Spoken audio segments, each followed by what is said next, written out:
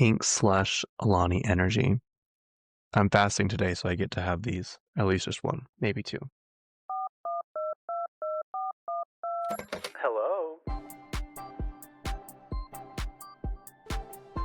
You're currently on the phone with Kacey K.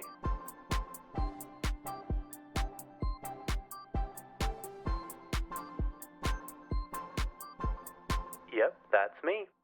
Good morning, everybody, or whatever time you're listening to this. Actually, I'm curious. I guess I listen to my podcast mostly in the morning. I really listen to them at night. Yeah. I also think it's weird that on audiobooks, you can have the choice of a sleep timer.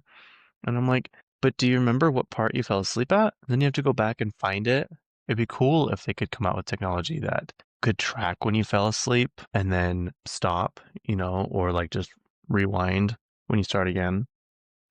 I'm pretty sure it's possible because I have this alarm clock on my phone and it monitors like my sleep and my breathing heaviness, I guess you could say, and my like snoring. So like it'll detect if I snore, if I sleep talk, if I'm in REM sleep, deep sleep, light sleep, not asleep. I mean, I guess it is kind of frightening that they can do that, but it's kind of cool. Yeah. Anyway, welcome back to I'm on the phone with Kacey K. I am Kacey K. It is currently Thursday. Oh, it's September 11th.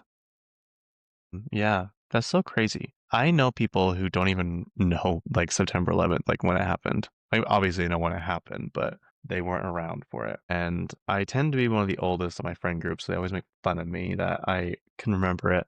I was sitting on the edge of my mom's bed, and she has this TV, which we can't get rid of. We still have it. It still works. It was the first color television she bought or had from like the 80s. And I remember it didn't have a remote and you had to go up and like push this knob to turn it on and off. And she wasn't going to do that. So she just had this like switch on the side of her bed and she would just flip it when she'd go to bed. And she used that for years and years and years. And it's still in our basement.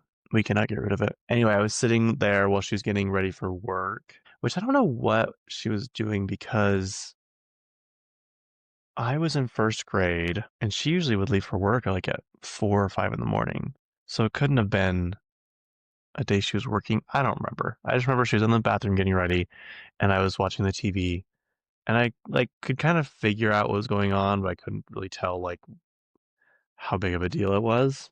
Anyway, I went back 10 years later. Well, I didn't go back, but I went 10 years later to New York. Not on the actual like September 11th anniversary, but in June of that year. And they had just finished or were finishing the new World Trade Center. I don't know, it's kind of cool. It's kind of cool to see. You got to go see this church that was like right at the base of the Twin Towers. And that's like where a lot of the firefighters went to take like refuge and like take naps and all this stuff.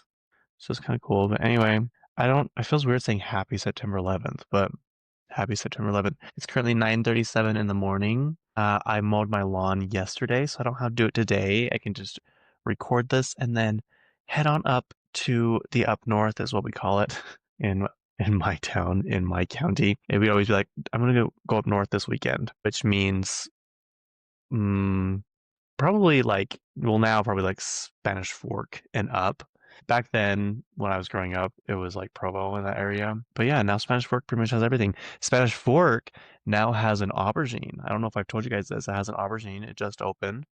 And I've seen videos. I haven't been there yet, but it looks really nice. It looks like one of the one of the nicer ones that I've seen. The one in, is it Glendale, Arizona? I mean, my friend Angelina go there once when I was staying with her. She lives downtown Phoenix, and this was like a 20-minute drive. I was like, please, I beg of you, can we go to this place? I know it's out of the way. She's like, yeah, sure. And so we went, we got all this food and came back and we're watching Kardashians. And she's like, this food is like really good. I was like, I know. And it's good for you. Anyway, that one, the Park City one, which did you know Park City now has a Barnes and Noble? It's technically not Park City, it's Kimball Junction, where like the Walmart and like the Abercrombie, like the outlets and all that stuff is, but close enough. What else? There's another one that was really nice. Farmington one's pretty nice, and there was one more that was pretty nice. Anyway, that's not important. But yeah, we got a packed weekend. Tonight, I'm hanging out with some friends, and then tomorrow night, I have Marina, formerly Marina and the Diamonds. That is at the Union, and it is the weirdest venue. It is like in the middle of this neighborhood. There's no parking. You have to like park onto this overpass thing. It's like by train tracks, kind of sketchy. Anyway, should be fun. Should be a fun time. I have no idea what I'm gonna wear. I don't know. I'm kind of getting burnt out of trying to figure out things to wear because I don't really shop that much anymore. I know it might not seem like that to some people, but I really don't buy that many clothes anymore. And so it's hard when you really don't get new things in circulation. And I feel like I've worn a lot of the stuff that I can wear. Now I'm kind of ready for it to be a little chillier because I have a lot more fall slash winter clothes than I do summer clothes, I think. Anyway, yeah, then Saturday, getting my hair cut. I'm kind of sad to get the highlights out, and I'm really debating on if I should cut the back of my hair because it's like longer back here too. And people are like, "Well, I like it when you wear a hat and like flips out." I'm like, "I know, I do too, but it's kind of hard to maintain. Sometimes it looks messy. But if I go and have her just like thin it out, kind of texturize it and clean it up, it doesn't look as bad. Sometimes like it can just like look really big and poofy on the back, and I'm like, I hate that. I hate that look. So I'm debating. I'm debating on whether to cut all the sides short and leave the top long like I usually do, or to just have her clean it up. My eyebrow lady is still on hiatus. She is still running her food truck. Good for her. I am very happy for her, but my eyebrows are needing attention. I went and got them threaded last month, and the girl did a good job, but she didn't do them as arched as I want them. I'm like, and this time if I go, I'm going to show her a picture because I don't think she wanted me to think I look too feminine, but I like the arch in my eyebrows. And I have the Kim design. Um, and I just like it. So she did a good job, but threading hurts. I'm gonna be honest with you. Threading is not fun. That's why I went back to waxing. Um, and even the girl that did the threading, she's like, I really don't like doing threads, but I kind of have to as part of my job. So she does a lot of tweezing. And for me, tweezing does not hurt. Every time people have to tweeze my eyebrows, they're like, I'm so sorry. I'm so sorry. I'm like, I'm not gonna say this like in a weird way, but it kind of feels good. Like I don't mind it. It doesn't hurt to me. It feels good. So you pluck away. It's fine. Go right ahead. So I might get that done on Saturday too. And then we're going to Park City Saturday night. And I'm hoping on Sunday we get to go on the Alpine coaster, the Alpine slide, which I haven't been on forever. And it should be pretty up there because the leaves are changing down here. So I can only imagine that they're changing up there as well, although it is a little bit chillier down here. And then, yeah, that's my weekend. I'll have a week, maybe two. I'll have 2 weeks from today. Yeah, 2 weeks from today before I go to Florida, which I'm very excited about. I'm going to Universal Studios in Orlando, the new one, Epic Universe, which I have been dying to try out since I heard that it was even a thing. My main goal is to be able to go and stay on the on-site hotel and then just walk into the park. My friend did that for her graduation. She graduated from BYU, and her dad's like, "So, like, where do you want to go on your trip?" Because I think her sisters got to go wherever they wanted, and they chose like Europe, like Italy, like places over there. And she's like, "I want to go to Orlando and I want to go to Universal Studios." He's like, "That's what you want?" She's like, "Yeah." He's like, "Okay, let's go." And she came back. She's like, "That's the best theme park I've ever been to in my life. Like, it was so fun." I'm like, I'm just a theme park junkie. I love theme parks. I love them. I think they're so fun. So yeah, I'm excited for that. And I told my friends because his one of my friends, they're married. They're a married couple, and she's pregnant. And I'm like, well, I feel bad like making her come along with us and like not being able to do anything. So I was like, you guys can stay behind. I'll go by myself. I have no problem going by myself. And they're like, no, we'll go with you. But she's fine. She like went to Disney World a few weeks ago or something, and I kind of just hung out. I'm like, I know, but it's kind of sad, and the lines are probably going to be super long. I don't know. We'll see. Regardless, I'm going. I'm going. I'm taking my Spirit Airlines flight, premium economy, to Orlando International Airport. Did I ever tell you when I got? So if you've never been to Orlando, there's like a main hub at the airport, and then it branches off into these other buildings. And from those buildings, you take trains to the main building. That's where like security is, like the main area where people pick you up. And I remember we were on these train rides back to the main airport, and you're just like riding through these. I'm sure they're not Everglades, but it looks like it from my perspective.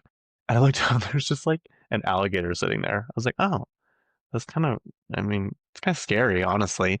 And so we get in the Uber and we're on our way to the air or the hotel. And I'm like, So how many alligators like do you see usually? She's like, what are you talking about? I'm like, do you see a lot of alligators like throughout the day? And she's like, I've never seen an alligator. I'm like, what? She's like, I've never seen an alligator while I lived here.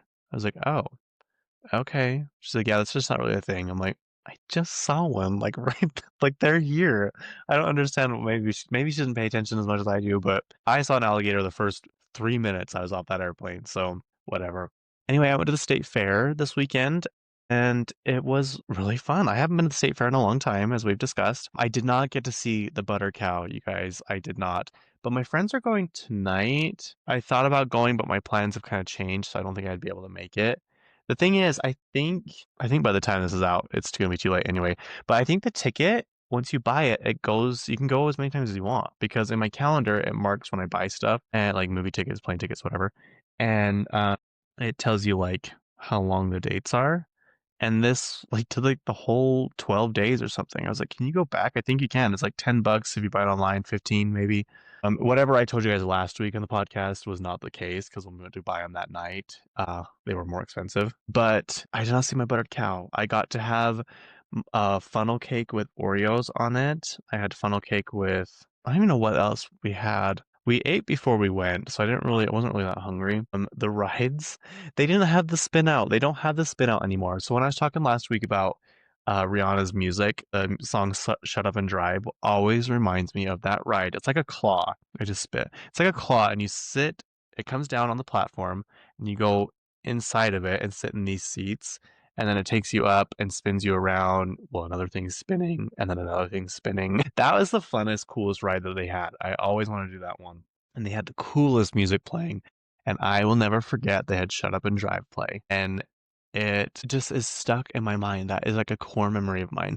And I remember my friend had her mom's, I think it was brand new Razor cell phone, a red one. It was really cool. I was so jealous. I was so jealous of that phone. I need to find my book. I know where it's at. I just have to get to it. Um, of how to save money to buy a Razor cell phone. When I tell you I was obsessed with the thought of buying a Razor cell phone. Like that consumed my whole life. And it wasn't even that much money. It was like $200. The new iPhone just came out and it's like, I don't know, 1500, which is crazy because I don't know.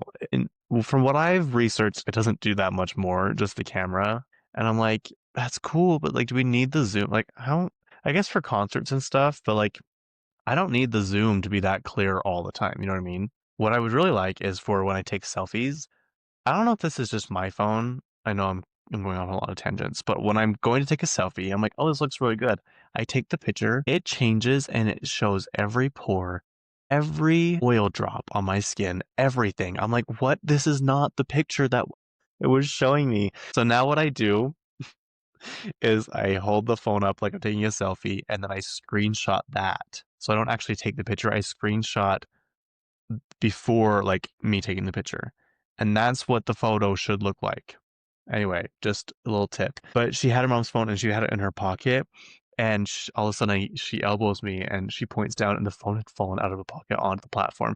And we were high up. I was like, oh my gosh, that's like so bad. We get down, we get off the seats. The phone's fine. Nothing is wrong with it. Not one scuff mark, nothing happened to that phone. Could you imagine an iPhone falling from that night? Crazy. Anyway, at the fair this year, they had a lot of rides. They had a lot, and all of them go in a circle. I rode on the spaceship. I did. I haven't been on the spaceship in a long time. We did that one that this one's called the Moby Dick. I don't know why, but it's like goes around in a circle and a circle. I think I saw a video one time of people on it and the one slide fell down. They had a real life roller coaster, you guys, an actual roller coaster. It was kind of on par with the Wild Mouse, if you're unaware. That's the one at Lagoon that feels like you're gonna fall off. Or Goofy's Flight School. It's like that one. I'm like, this is kind of scary. Let's go do it. And it actually was pretty fun. It wasn't like, it didn't go too fast. It didn't really feel that unsafe. Although they did say the biggest person goes on the inside. I'm like, that's me. That'll be me. And they're like, it's kind of frightening that they say the bigger person on the inside. Which now that I think of it, that kind of is scary. Anyway, what else happened in the fair? We weren't there a whole lot because we got too busy at the pregame, and which usually happens, is typical. And then we went home after. Did we go home? Yeah, I'm pretty sure we did. Anyway, that was what's happened in my life so far this week. I don't know what should we talk about. Let's talk about Kendall and Gigi. Kendall Jenner and Gigi Hadid. They are sharing the cover of Vogue this month. Let's see. Kendall Jenner and Gigi Hadid's Vogue cover faces backlash for losing plot. That is not what I thought this article was going to be when I opened it up. Should we find out? This is kind of interesting now. The plot. I don't understand what the plot is. People are so stupid nowadays. It's just kind of ridiculous. You can't even have anything. All it is a picture of them on the cover of Vogue. I don't understand it's October Vogue. Oh, I saw a topic we're going to talk about in just a minute. It says Vogue's October 2025 cover features supermodels Kendall Jenner and Gigi Hadid and is aimed at celebrating more than a decade of friendship between the two celebrities. Instead of receiving the latest issue with open arms, the cover has been met with mixed reactions online. Neatsons? What does that even mean? Neatsons? Surely it can't be bad or they wouldn't put it in the article. Neatsons meaning. Neats. Oh, sorry, netizen. Okay, a user of the internet, especially a habitual or avid one. A netizen. I guess for internet. What does izen mean? Anyway, that's obviously a newer word within the last 30-ish years. Netizens express disappointment in the styling, concept, and execution. Vogue has lost the plot. To me, it doesn't seem like that. It seems weird what Gigi's wearing, not so much what Kendall is wearing, because Kendall's looks like I'll post a picture here. It looks like a Ralph Lauren-esque like plaid jacket you'd wear in the fall. Gigi's looks more like a Tommy Hilfiger 4th of July outfit. I like it a lot. It's really cool, but it doesn't fit the theme of fall. You know what I mean? So I guess I can see what they're talking about there. Let's see. Kendall Jenner and Gigi Hadid's Vogue 2025 cover was shot outdoors in Wyoming. It shows Jenner in a plaid Miu Miu. Oh, it's Miu Miu. That does not look like Miu Miu jacket and Hadid in a patchwork dress. Moreover, the editorial expands into Western-inspired themes, complete with horseback riding and a floaty gown against the Grand Teton scenery. According to Vogue, the feature was a portrait of Jenner and Hadid's enduring bond as well as their shared modeling history. Despite the jovial theme, the response to the cover has been far less enthusiastic. Okay, you've said that 3 times now. Let's get to the point. Under Vogue's Instagram post, users criticized the creative approach, calling it uninspired and out of touch. One comment read, Vogue has entirely lost the plot. Again, what does that even mean? I don't understand. People are so dumb. Oh my god, people are so stupid. Meanwhile, others mock the magazine's use of the nickname Kenji, with such reactions as I have never in my life heard the term Kenji, LMAO. That is true. I just found that out today. That's their friendship name. And is Vogue in the room with us? I really don't understand the problem with this cover. It seems to me like there's maybe 3 comments of people and they just took it and ran with it because they had nothing else to talk about. Though Jenner and Hadid remain 2 of the leading figures within fashion and pop culture, critics feel this particular cover of Vogue did not capture their impact or push creative boundaries. The post Kendall Jenner and Gigi Hadid's Vogue cover faces backlash for losing the plot appeared first on Reality. Is that a podcast? Must be. I don't know. That was kind of pointless. Sorry. Anyway, I like the cover. It's whatever. Another cover we have is Glenn Powell on the cover of GQ, and this cover is frightening. To me, when I first saw it, it's giving The Purge. It kind of looks like those masks that they wear. Or Patrick Bateman from American Psycho, who they're still in talks to cast that. I'm wondering if this is kind of a Easter egg to that because the cover, it really truly, maybe it's not the cover, but this photo looks like it could be Patrick Bateman, the American Psycho-esque type, person. But the rest of them, obviously Celsius has promoted this. I don't know who drinks Celsius. I'm sorry, I don't understand it. As I say that, let me take a sip of my Alani. It's so curious to me that Celsius bought Alani and not the other way around. Celsius it tastes bitter. It tastes sour and bitter. It does not taste good. These photos are interesting. There definitely has not been a photo shoot like this ever. A lot of fake muscles, a lot of just like male energy, big, huge, bulging biceps. Obviously, they're not his. They are like kind of like the ones SpongeBob wears when he gets those fake arms. I think it's just supposed to be a very, what am I trying to say? Like new age gym bro inspired, like health and wellness inspired photo shoot because like here he is in an ice bath. Here he is in those pants the hydro pants or whatever that help your legs. I think it's a nod to his movie though, whatever it is, Chad, where he plays Chad Myers. Is that what it is? Anyway, It's interesting. I think it's so interesting that they let you read the whole article for free online, and then they don't release the magazine for like another 2 or 3 weeks. I don't get that. Like, don't you want to sell? Is it more important to be seen online or to sell magazines? That is the question of the day, people. Is it more important to be seen online or to sell magazines? Okay, what is next? What do we have next? So iTunes apparently has not posted a tweet since 2019. I'm wondering what their last tweet was, but it has since posted a tweet, and it is Taylor Swift's. It was like promoting Taylor Swift's album, and people were like, "Oh, this is serious." Like iTunes came out of retirement to post this, and I'm like, "Yeah, it is serious." Also, okay, so the new iPhone came out, and we'll talk about that in a second with the new features, or feature. And Dua Lipa is like the face of it, which I love. I love, love, love. Dua Lipa is, I want the energy Dua Lipa has, truly the energy and the dedication and the discipline. I want that so bad. But she's the face of iPhone this year. I think last year it was The Weeknd, and the year before was it the year before? I don't know. And then that one year was Selena Gomez when she released Lose You to Love Me or whatever. My thing is, it should have been Taylor Swift because Dua, I guess they're showcasing her tour, like they're using the camera to show how cool and amazing they can take pictures of concerts and tours and stuff. But Life of a Showgirl comes out literally like a month later. No, not even a month, a couple weeks later. And plus iTunes tweeted this. I just feel like it's a missed opportunity. Maybe Taylor didn't want to, and maybe they did approach her and she didn't want to, because she has already been a part of their ecosystem with the promotion of Apple Music. Remember that one where she's running on the treadmill listening to Drake, and vice versa. Drake's running on the treadmill listening to her. I don't know. I just felt like that could have been a very, very good collab. But what do I know? Okay, let's look at the new iPhone, what it does. I saw online you can't even compare the iPhone 16 to the iPhone 17. I don't know if that's true, but someone's like, that just shows you that there's not that much to upgrade. There's not that much to do.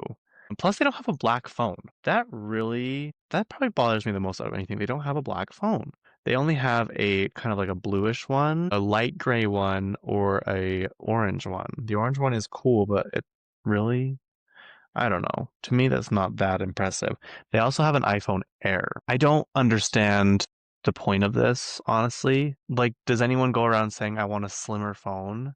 Apparently, it's supposed to do the exact same thing that the iPhone does. And it's supposed to have the exact same battery life and everything. Let's see. But it doesn't, I don't understand it, really. iPhone Air, the thinnest iPhone ever with the power of Pro inside, more durable than any previous iPhone, our best display ever with a ceramic shield 2 on the front, the powerful A19 Pro chip, an advanced 48 MP fusion camera system, and the new center stage front camera. How much is this one? If it's the same as the Pro, I guess the Pro, not the Pro Max. This one starts at $999.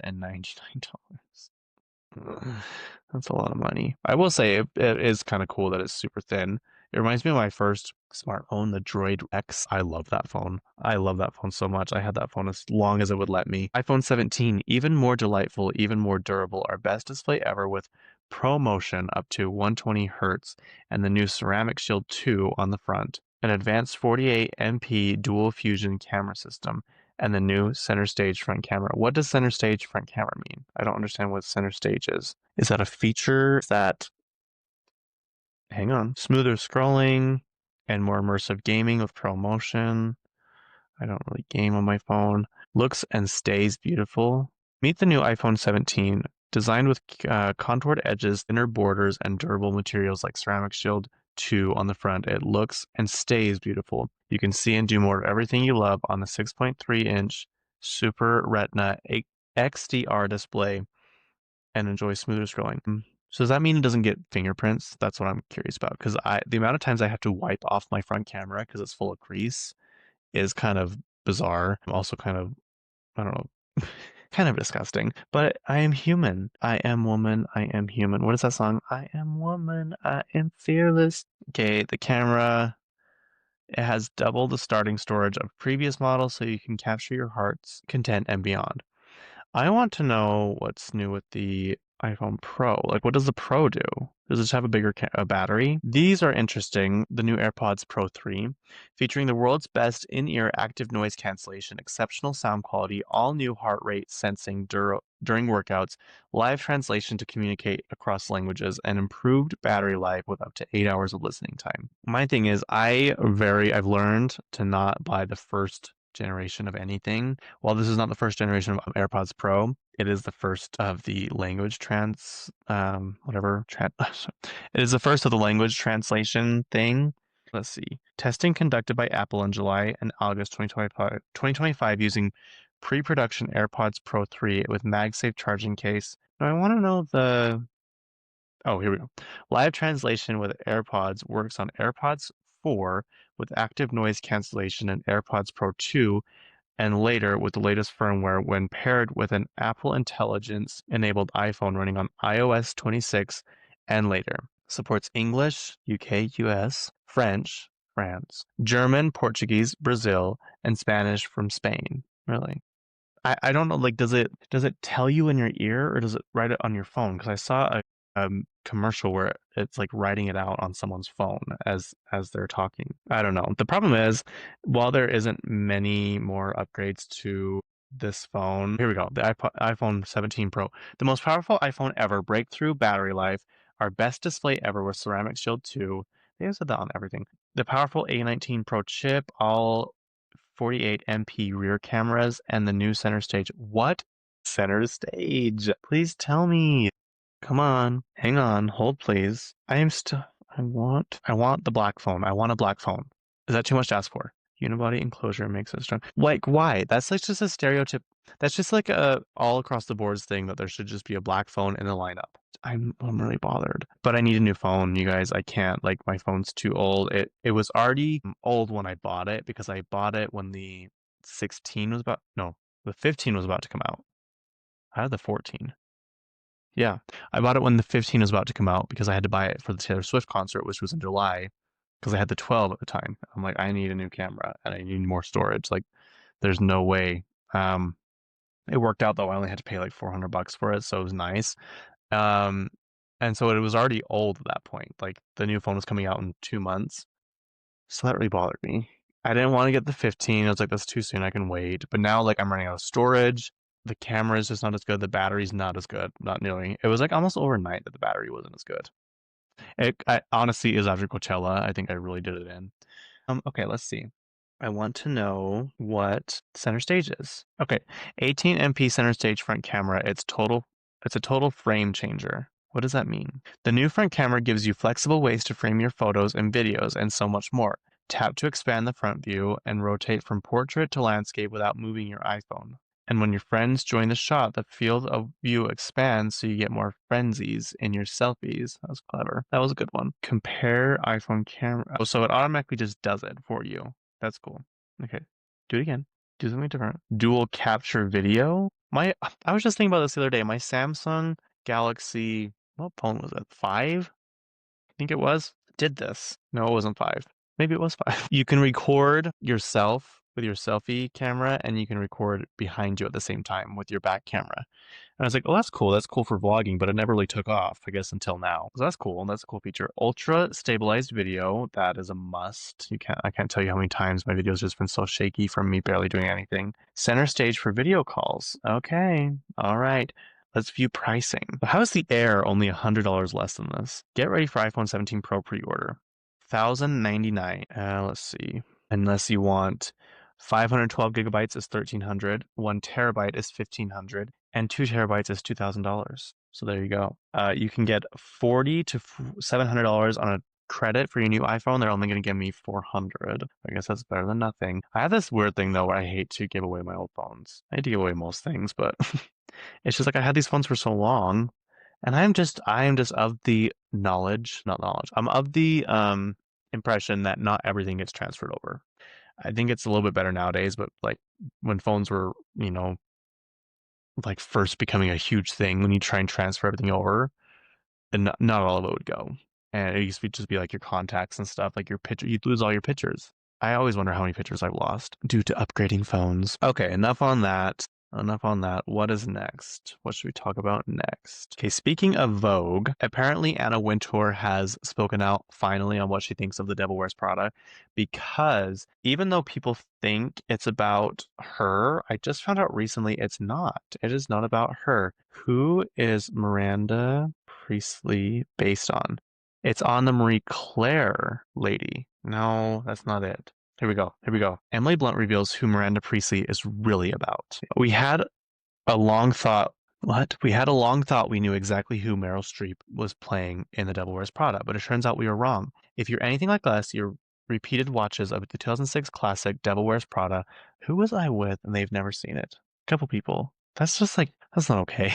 That's not okay. This movie is so good. This movie is so good. Devil Wears Prada would have you led you one day. What? If you're anything like us, your repeated watch of the 2006 classic The Devil Wears Prada would have led you to one and only conclusion that Meryl Streep's depiction of the iconically fierce and fearsome magazine editor Miranda Priestley was based on Vogue editor Wintour. She had it all, the style, the sunglasses, the icy demeanor.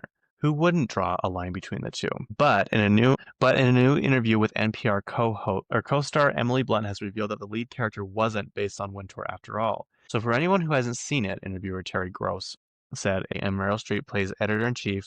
Why am I blanking on her name? Anna Wintour. Blunt laughingly responds. But Meryl didn't actually base it on Anna Wintour. She said she told Anna that. She based it on two men in Hollywood that she knew who will remain nameless, but I know who they are. That's not who I thought. I could have sworn, oh, what a waste of time. What an absolute waste of time. I'm pretty sure it's on the Marie Claire editor, but they're doubling down. I'm not seeing it. That is so weird how you can see something and then it just kind of disappears, even if you Google it. Who's Miranda Priestley really based on? Still nothing. Okay, we'll go with that. If I find it later, I will tell you about it. So far, it's not looking like my thing is correct. Okay, let's go back to this thing. It says this is Anna Wintour speaking. First of all, it was Meryl Streep, which is fantastic. And then I went to see the film, and I found it highly enjoyable.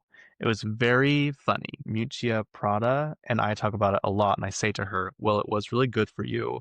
In the end, it had a lot of humor to it, and it had a lot of wit. It had Meryl Streep. I mean, it was Emily Blunt. It was Emily Blunt. They were all amazing, and in the end, I thought it was a fair shot. I'm guessing Miuccia Prada is an heir to the Prada thing. Who is Miuccia Prada? The youngest granddaughter of Mario Prada. She took over the family-owned luxury goods manufacturer in 1978. Could you imagine owning Prada? I don't think she owns it anymore, but could you imagine? Apparently, she has a biography. Miuccia biography. I want this. How much is it? How much is this book? Only has a 1 star. That's not very good. One review and 1 star. What is it? It's someone who this is the longest review I've ever seen. It is someone who wants attention, clearly. Okay, what is next on my list of things to talk about? No, here we go. No, that's not it either. Hell? Oh, here we go. Sorry. Okay, the VMAs. I'm going to talk about this in a Patreon, just like a whole debrief of the VMAs. They were on Sunday. I forgot that's something I did on Sunday as well, and it was actually fairly good. I was pretty impressed. But they released the viewership. But we were looking at like where to watch it, and it said on CBS. I'm like, I feel like it hasn't been on CBS before. Like, I wonder if that's new. And then LL Cool J, who was the host, said the first year on CBS Network. I'm like, I knew it. I knew I was correct. And I think that's good because their viewership was bad. Let me find the picture of it. Give me 1 second. Here's the list of viewerships throughout the years. Nine. Okay, so this is from someone. It says viewership for the VMAs increased by 42% from last year with 5.5 million viewers. Its highest viewership for the event in 6 years. And people are like, when it's the highest, they put Gaga next to it because she draws in a lot of attention, obviously. So 2009, 9 million with Lady Gaga. 2010, 11.4 million with Lady Gaga. 2011, 12.4 million with Gaga. I'm telling you, the VMAs used to be so cool, so iconic, so funny, so just stars everywhere. I mean, the craziest things, saying the craziest things. It was so entertaining. And now the stars nowadays they don't do it. They don't do it like they used to. Anyway, 2012, 6.1, 2013, 10.1 with Lady Gaga. That was the one with Miley Cyrus. That was the one with Katy Perry's Roar. That was Lady Gaga's Applause. That was a good year. 2014, 8.3 million. 2015, 5 million. 2016, 3.3 million. 2017, 2.5 million. 2018, 2.2 million. 19, 1.9 million. 20, 6.4 million with Gaga. That's a big jump. 21. That was the year she did like Rain on Me with Ariana Grande in the masks. 2021. Yeah, it would have been.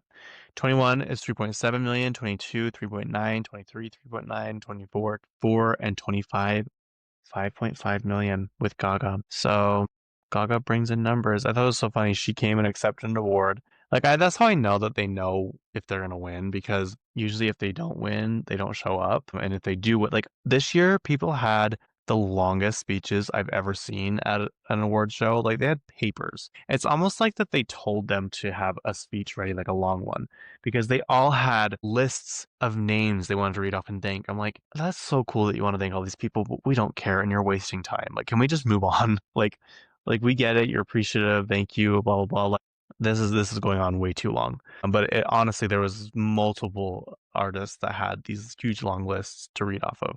So I'm like, you knew this was happening. You knew it. Hilary Duff has signed with Atlantic Records, and she's also going to do a docu-series. She says new music is on the way, on the horizon, and during her whole writing, filming process, whatever, she's going to do a docu-series. And it's the same guy that did the Eras Tour documentary. Hilary Duff has signed with Atlantic Records in anticipation of her return to music. Duff, who last released her fifth studio album Breathe in June 2015, will also be the subject of a docuseries that chronicles her journey back to music and explores her personal life. The docuseries will be directed and executive produced by Sam Wrench, who has sat at the helm for a Nonsense Christmas with Sabrina Carpenter and Taylor Swift The Eras Tour. Through the next of kin content, according to the release, docuseries will embrace the ups and downs and everything in between, and the promises that fans will ride shotgun as she balances raising a family, recording new music, live show rehearsals, and preparing to perform on stage for the first time in over a decade. My thing is, has she already begun? I mean, I guess she just signed the paperwork, but that's a lot of very specific stuff that they would describe: raising a family, writing new music, rehearsals, live rehearsals, first performance on stage. There's a song on her album, that Breathe In, Breathe Out one, that I really like. I just listen to it all the time. It's called like Sparks or something. I think it's something like that. No. One of My Kind. One of Your Kind? Yeah, One of Your Kind. That song's good. Anyway, that's exciting. I feel like she has a very good, stable fan base. She's kind of been unproblematic except for the whole Lindsay Lohan thing. She does not like Lindsay Lohan, and it is so interesting to me. I don't understand it, but I guess to each their own. They had beef. You can see the highlights in my hair now. I wonder why. The other day it looked like they were fading. Maybe it's because I didn't put any product in it, but I kind of like it. You can't really tell it's like bleach. It looks more like highlights, more like a sun-kissed glow. Also, this is one of my Katy Perry shirts. Oh, you can see my armpit stain. Also, this is one of my Katy Perry shirts that I wore to one of her concerts, or bought for her concert. And this was the picture for the Change of the Rhythm, her comeback for Witness or whatever. And if I were to get a tattoo, it'd probably be this one. I always forget about it until I see it. I just like it. I like the message of it. It's just like looking through kind of rose-colored lenses. We need to wake up and see the world as it really is. Kind of just like the Change the Rhythm message. Yeah. Anyway, let's see what should we talk about next. This one is interesting. I don't know how accurate it is, but it could be, and I would like it. It says Ariana Grande. We already know Florence Pugh, but Ariana Grande and Florence Pugh are frontrunners to be the next Bond girl. I don't understand how that would work out, but I mean, you never know. It seems like Ariana wants to do. Oh, we have to talk about her tour. That nightmare of a ticket debacle. I don't know. It seems like she's wanting to do more film, so I can see this. The article thing I got this off of was Film Buzzer on Netflix. Oh my God, on Instagram, and it has a little verified check mark. I know you can buy those now, so it doesn't really mean much. But yeah. Should we talk about Ariana's tour? How they let 6 million people into the pre-sale? 6 million people. I don't even know how many. Her venues probably would only hold 2 million, maybe. maybe like 1.5 because it's a mini tour. So stupid. It's also she's only going to like New York for 6 shows, LA for like 4 or 5 shows.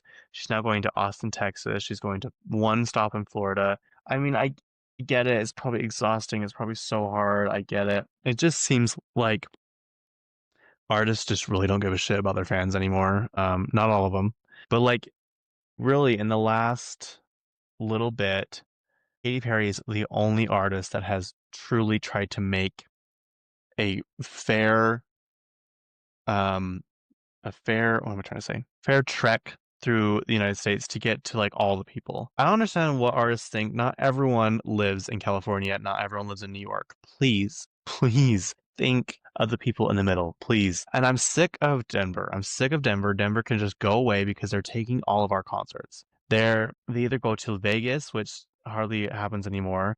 Here's what I think's happened. I think Phoenix has taken a lot of Vegas's clientele, and I think Denver has taken all of Salt Lake City's clientele. And I'm like, I'm tired of going to Denver. Denver is just a wannabe Utah. It's a wannabe Salt Lake. The mountains, have you ever been to Denver? The mountains are like so far away. If you've ever been to Salt Lake, the mountains are right there. Like it's skyscraper mountain. Like that's just how it is. You can get to Park City within 40 minutes of the airport. It takes like 45 minutes to an hour just to get to the base of the mountains from Denver. Like, I don't understand why people think Denver is so much cooler and has more outdoor stuff. I just don't get it. I remember when I started working, well, not me. I was already working, and a girl started working with us, and she was from Denver. And I was like, "Oh, how do you like Utah?" She's like, "Oh, it's okay. I'd rather be back in Denver where there's real mountains." I'm like, "Pretty sure there's real mountains outside." She's like, "No, they don't even compare to this." I'm like, "I've been to Denver. Like, these mountains are quite comparable, and in my opinion, they're better." But she's like, "No, they're not." I'm like, "Okay, to each their own," but I don't agree with you. Yeah, so 6 million people were in pre-sale or got pre-sale codes or whatever. Also, I found a trick. When you're trying to buy tickets on Ticketmaster, do not use Wi-Fi. Don't know why. Do not use Wi-Fi. Use let's see. Use your data. Because when I tried to get tickets for Zara Larson, it wouldn't let me in. When I tried to get tickets for or Addison Ray, I switched it to data and it let me. I did that within like a couple hours span of each other. And when I tried to do Ariana Grande on Wi-Fi, it said you have been restricted. I'm like, you've got to be kidding me. You've got to. Well, then why send me a pre-sale code? If you think I'm a bot, like why send me? So then I switched it to data and I just used my hotspot on my phone to my computer because I'm like, I'll have a better chance at like clicking on tickets. As soon as I got in the queue, I was 20,000th in line, and that's not even bad. Some people had 100,000 people before them. And what people are upset about is a lot of things, first of all. A lot of scalpers, a lot of bots bought the tickets because they were trying to resell them. One of them was trying to resell them for $47,000. $47,000. 900,000 people wanted to go to her LA shows. That's 9 stadiums. So I'm so frustrated. Why doesn't she do more shows? I don't get it. Here's what I think what they do nowadays. They kind of test the waters to see.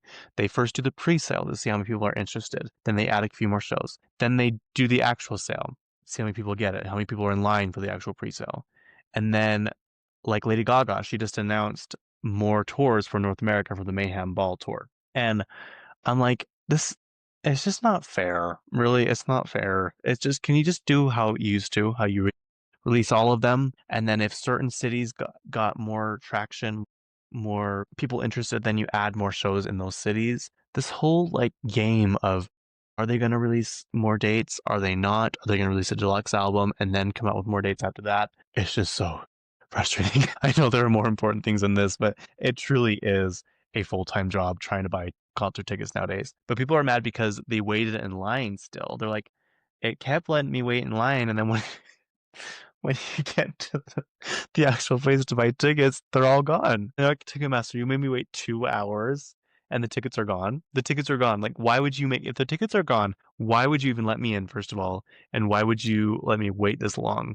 I don't know. All of the people are saying like, I'll be there. I'm like, don't worry, I'm going to that concert. That's not what I'm mad about. I'm mad about this, this, this, and this. There was one tweet, or in, was it TikTok or a tweet I found so funny. It was a girl performing, looked like a Dua Lipa impersonator, and in the crowd there was 3 people performing and dancing on stage, and it says, Ariana's concerts when after Team Ariana and Ticketmaster only allowed bots to buy tickets, meaning like no one's gonna go because no one's gonna pay the resellers. I'm sure they will, but um it's funny, all the Ariana stands on Twitter are like, do not buy tickets from scalpers. Do not wait until hours, minutes before the concert to make these people squirm. And I'm like, you know what? It is true, but getting people to do that many people to do one thing is hard. And like I said to my friend, I was like, this is like I've gone to the Dangerous Woman tour, very good. I went to the Sweetener tour, also very good.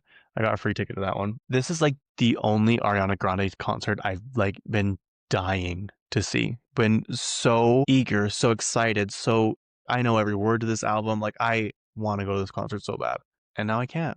Now I can't. Thanks, Ariana. 9 stadiums in LA alone she could fill. The stress, the struggle is real, you guys. Anyway, let's move on. Let's digress. So Amanda Seyfried says that Mamma Mia 3 is officially, Mamma Mia 3 is officially in the works. And people are like, I don't care how cheesy it is. I don't care if it doesn't make sense. I don't care anything about it. All I know is I want Meryl Streep back. And I didn't realize this. Mamma Mia 3 is the first sequel Meryl Streep ever did. And it was very brief. If you saw it, it was very brief. It was one scene. I love Mamma Mia 2. I saw it multiple times, saw it in theaters. I listened to the soundtrack over and over and over again. I remember this one core memory of mine is me listening to Mamma Mia in the summer days in the morning while I was watering the flowers. And I loved it. I think about that a lot. It's one of those random memories you just think about a lot. It was so peaceful. It was before I got fat. It was before things went downhill in my life, before I went to a depression spiral. It was just a good summer. I think it was summer of 2000. When did Mamma Mia 3 or 2 come out? Mamma Mia 2. 2018. I always said 2017 for a long time on my highlights reel. It was just my 2017 recap. My friend Catherine would always make fun of me. She's like, it's so funny that that's the only year that you have up. And I'm like, that year was so fun. That was one of the best years of my life. And let me tell you, it was the year I didn't have a job. It was the year I got multiple credit cards. So there's something to be said about that. 18 to 2000, what was it, 20, I don't know, 24? No, 2022 probably. It was just a tough battle. Yeah, what was I going to say? It was a good year. Then it turned 2023, 2024, and now I will say 2025 has been probably one of the best years of my life. Again, I do have a job. Compared to the amount of spending I'm doing, it doesn't equate. But it's been so fun. It has been the funnest year, you guys. I can't even explain it to you. I mean, I have regrets sometimes of some things I've spent my money on and bought, like impulse purchases. But as for the activities I've done and the the experiences that I've paid money for, like it's been so fun. My trip to Vegas this year, let's see, I've been a couple times. Well, both of them honestly, but the one where we went and I did my little vlog on TikTok, it was one of the funnest trips. It was so fun. I was just carefree. I didn't care. I didn't give a shit what we did. Like we just walked around. I had my big tall slushy drink.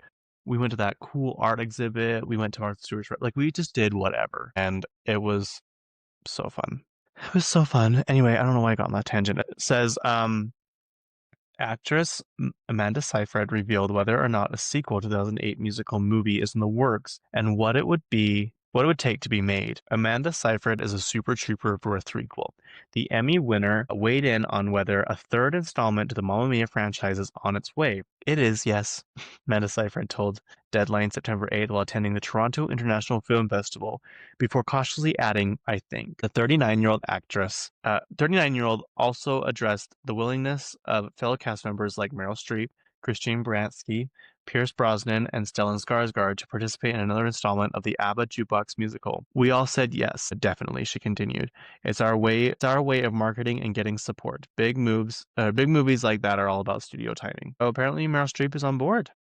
So now Mamma Mia 2 and now Devil Wears Prada 2 are her two sequels. Maybe she's realizing sequels are actually kind of fun. I remember they did Mamma Mia 2 instead of Wicked. The Mean Girls alum explained they could only do one big movie at a time, so we ended up slotting into that. So it's about silly little things like that. That's interesting they chose Mamma Mia 2 over Wicked.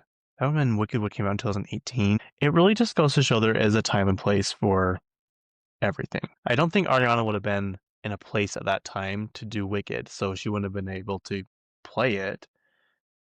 It's interesting. Okay, okay. It is like hard to wait for things, but like sometimes when you do wait and the things happen the way they're supposed to, it just is much better. And then at that point you're like, yeah, okay, that was worth the wait. But in the meantime, you're like, I just really want this to happen. I really want this to happen. Like, why can't it happen? I don't know. Patience. Patience, Iago. If you message me and tell me what movie that's from, I will love you forever. And I'll give you a shout out next episode. Okay, what is next? Eric Stone Street. He's married. He plays Cam on Modern Family. It's so funny to find out how many people realize he's not actually gay in real life. He's pretty straight, and he's like he loves football. He has a favorite football team. He's always talking about it on Instagram. He just plays such a good gay character that people are shocked when they find out he's not. They've been together for 6 years, I think. Been engaged for 6 years. So congratulations to them. Let's see. The Mayhem Baller talked about that. The Lizzo lawsuit. So I thought there was a new lawsuit. It is not. It's talking about the original lawsuit Lizzo had. So basically, this article is talking about how Lizzo is saying the lawsuit kind of crumbled her return to music. It says Lizzo admits plans to return to music kind of crumbled following lawsuits. Wanted people to rediscover who I am. In June, Lizzo released a mixtape, My Face Hurts from Smiling. I'll admit I didn't listen to it. I'm sure it's good. I just don't know why I didn't. Lizzo's return to music scene didn't go as planned, and a cover story interview with New York published on Monday, September 8th, the Good as Hell singer opened up about re-entering music following multiple lawsuits alleging sexual harassment and bullying behavior on her world tour. I put out those two singles and it feels like I had a crash course in what putting music out as a pop artist in 2025 looks like, and it's interesting. Lizzo 37 told the publication the industry and the landscape changed every year. What worked last year is not going to work this year. When the musicians, whose full name is Melissa Vivian Jefferson, released her 2022 album, Special, she knew the gatekeepers from radio. She knew the gatekeepers from radio to marketing to media. Fast forward to 2025, and Lizzo, who released the mixtape My Face Hurts from Smiling in June, said she's flying by the seat of her pants, which is crazy because I had 3 years to plan this shit out, and all my plans kind of crumbled. I think I need to drop those songs so I could subvert the expectation of me, she told the publication of her mixtape, because in turn, it created this new discovery of that I really wanted. I wanted people to rediscover who I am and fall in love with her all over again. She did this TikTok series or little videos saying that the algorithm nowadays is so bad and just like not good that an artist can have millions and millions of followers, but they can get like 10,000 streams. And so it's just so hard to transfer those millions of followers to actually get and buy your music and stuff, which is true. It's so much harder to make money on music now than it used to be, which is why I think Taylor Swift pushes so hard for people to buy actual physical copies because that's where you make all your money. That's why all these artists now try and go on tour and do these big elaborate tours, even though they only go to like one city for 5 stops. It's because that's how you make money now is by only from touring and merch sales. That's why merch has like gone up exponentially in the last few years. You know, a few artists would have like a couple t-shirts and stuff like that. Now it's like they have keychains, they have pens, they have pencils, they have hats. And you know, like Katy Perry had a Juicy Couture bra at one of her concerts. Jackets, sweat sets, blankets, books, all kinds of things you can think of. Because that's how they're making money now. But I don't know. One thing about Taylor Swift is she's not afraid to admit that she wants money and she wants to sell the most albums. It's kind of a goal of hers. Let's see. Okay, here's something I love. I cannot wait. I cannot wait for this movie to come out. These are the movies that they want to recreate on Scary Movie 6, which is interesting because the last one they've already done in the first movie. It says Marlon Wayans says the modern horror movies they'd like to spoof in Scary Movie 6. Nope. Heretic, Sinners, Long Legs, Get Out, and I Know What You Did Last Summer. They've already done I Know What You Did Last Summer, so I'm curious why they're doing that. But yeah, that should be fun. I can't wait. These movies are so good. They're so politically incorrect, you guys, but they're so funny. They're so funny. Okay, so The Conjuring has done well. It's made a lot of money and it's supposedly the last one of the franchise, but people are like, I don't believe that. If it makes money, they're going to keep releasing stuff. But so far, all we've got now is they're doing a HBO series of it, which is interesting. There must be a lot more stories. I mean, I guess they did do a lot of what would be called exorcisms, or I don't even know what we would call it. But this was interesting. Warner Brothers, they released, well, Variety did, their films that have made tons of money this year. And Warner Brothers is on fire. And it's probably because they're not focusing all on superhero movies, which is a very, very, very good idea. Because I think the superhero thing is just kind of fizzled out. I don't think it's what it used to be, which sucks because Marvel was a money-making machine for Disney. I still think it'll do well, but like there's only so many stories and plot lines and everything before they all begin to feel the same. The same plot, especially the sequels. Like the hero faces tough challenges and has to find a way to find themselves again, or you know what I mean? It's just like I don't know. They're all kind of getting the same, and the whole multiverse thing just completely failed. It says Warner Brothers makes Hollywood history with 7 consecutive movies opening above 40 million at the box office. So the first one was this. Wow, a Minecraft movie did that well. Okay, we'll start with the bottom. Weapons opened with 43.5 million. Sinners 48 million. Final Destination Bloodlines 51 million. F1 57 million. The Conjuring Last Rites, that's the new one, 83 million. Superman 125 million. I wonder if this is all over the world or just in United States. Superman was 125 million and a Minecraft movie was 162 million. And for what I'm reading, it looks like this is opening weekend, which I guess we could find out. Superman's box office profits are reportedly triple Man of Steel, so well, that's good. Superman made 125 million profit but couldn't beat these six. Okay, so that's not accurate. That's not accurate. It says open. Am I reading this wrong? Hang on. Opening above 40 million at the box office. So then why would you put the total that they've made? Hang on. Let's do one more test. The Minecraft movie box office. Okay, so something's off here. The 2025 Minecraft movie achieved a record-breaking global opening of 313.2 million and a domestic debut of 163 million. The film's final theatrical run saw its worldwide gross reach approximately $955.1 million domestically and globally. Oh, wow. Okay, Minecraft was popular when I was in high school. I'd go to the library during lunches, and all of the nerds were sitting there at the computers playing Minecraft. And I'm like, I can't even stand to look at the pixelation of these games. Like, how is this even fun?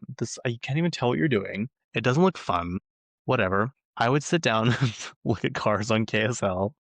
I was so delusional, you guys. I had convinced myself I was getting an Escalade for my birthday. At that point, it was like a $65,000 car. I had just convinced myself. I would just go and look at Cadillac Escalades all day long, not all day long, all lunch long. And when I get home, I would look at them. I just love to look at cars. If I had a lot of money, I would have a lot of cars. I would have like a 50 car garage and it'd be full of cars. I love cars. I just do. I love them. I can't fix them really. I don't know the history behind them. I just love cars.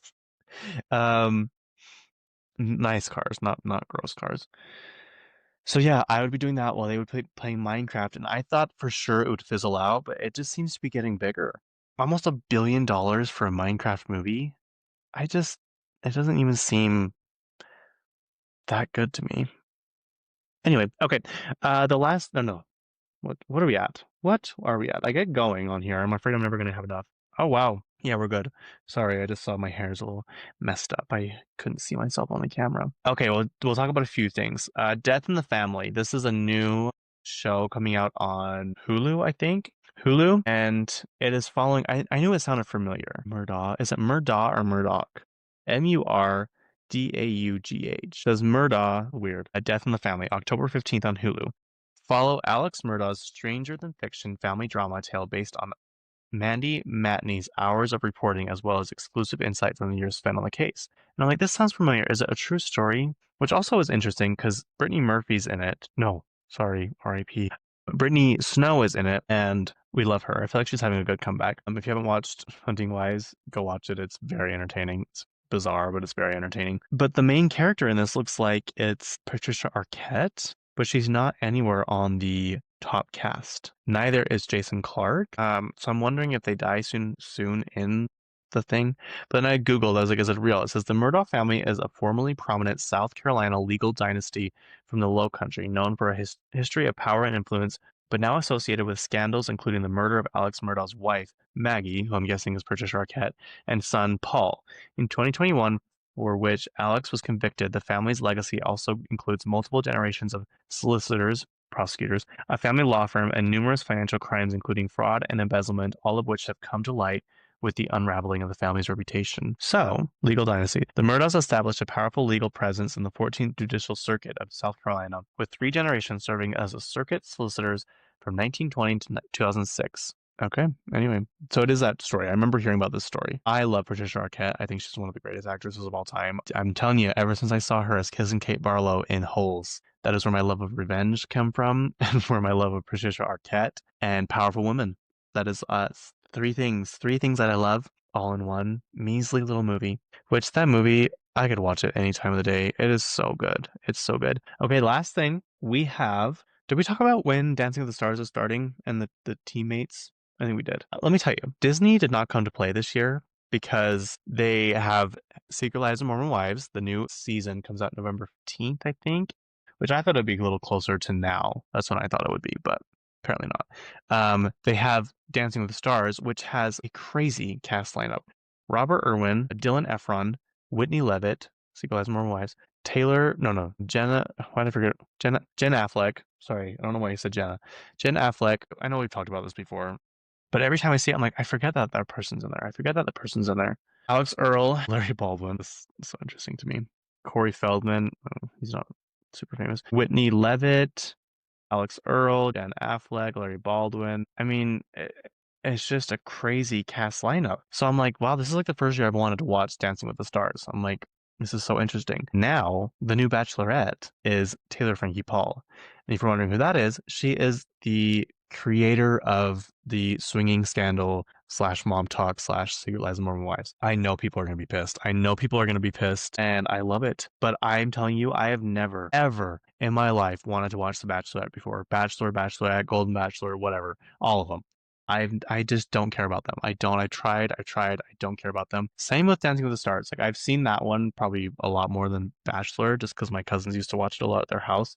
And I'm like, I'll watch this. This is cool. It's not my favorite thing to watch. But when I tell you I'm going to sit down every week and watch these, I'm going to sit down every week and watch these because Disney, they're like, we need money and we will get that money and we will get the ratings, good or bad, and people will watch. And I am people. Even in my group chat, our Coachella, which is named Rochella group chat, we're all talking about like, did you see the new Bachelorette? Did you see the Dancing with the Stars? Who's going to watch Dancing with the Stars? And I'm like, I've never wanted to watch these shows in my life, and now I do. And people are like, no, literally same. Like, that's exactly how I feel. And I'm like, okay, here we go. And I feel like people in this group chat are very kind of hard to please. They're very picky on what they like and consume and stuff. So the fact that they want to watch these is a testament to good marketing. Anyway, when does The Bachelorette come out? The Bachelorette started in 2003. I guess The Golden Bachelor is what I'm thinking of, the newer one. 5 release date. So that means Dakota. Also, Taylor Frankie Paul was on Call Her Daddy podcast. That which is funny. Well, I guess it's not funny. She's not on Dancing with the Stars. Never mind. Scratch that. Doesn't make any sense. The Bachelorette will not have a 2025 season. However, it is returning in 2026 with Taylor Frankie Paul as the lead. The show will air in the winter of 2026, likely the typical Bachelor slot. Okay, so here's the thing: they're having Dancing with the Stars. They had Secret Lives of Mormon Wives, Dancing with the Stars. Maybe there's is there a Golden Bachelor going on right now? There might be. Secret Lives of Mormon Wives, and then Bachelorette. Like they've got a whole lineup. I love this. This is the kind of stuff I want to know about. I want to be behind the scenes, knowing all these like release dates and stuff. Someone get me a job doing that. But she talked about on Call Her Daddy how her and Dakota are finally officially done. And Alex is like, so does this mean you're done? She's like, oh yeah, we're done. She's like, well, how do you know that? She's like, because we're done. Like I'm over it. We're done. It's not a thing anymore. We've moved on, whatever. And so I'm like, okay, here we go. Here we go. The thing, my friend Catherine is like, she's going to put all those men in their places. I'm like, I know, and I can't wait. I love it. I love powerful women. Okay, let's see. What time do we have?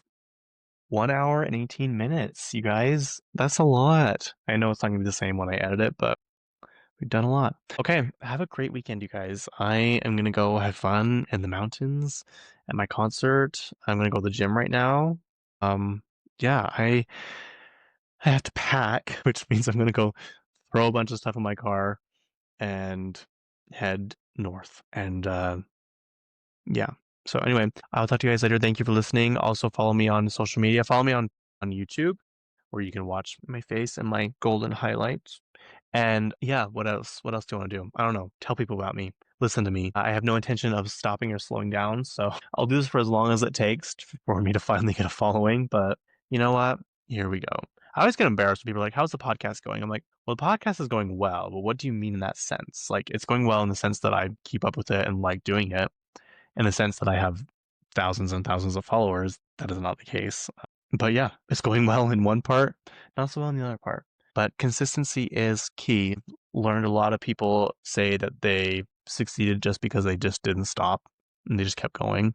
So yeah, my tummy's rumbling. I'm fasting today, you guys, so I'm kind of hungry. Anyway, thank you for listening. I love you. Stay entertained. Is that my new slogan? Stay entertained with me, Kacey K. Okay, thanks. Bye.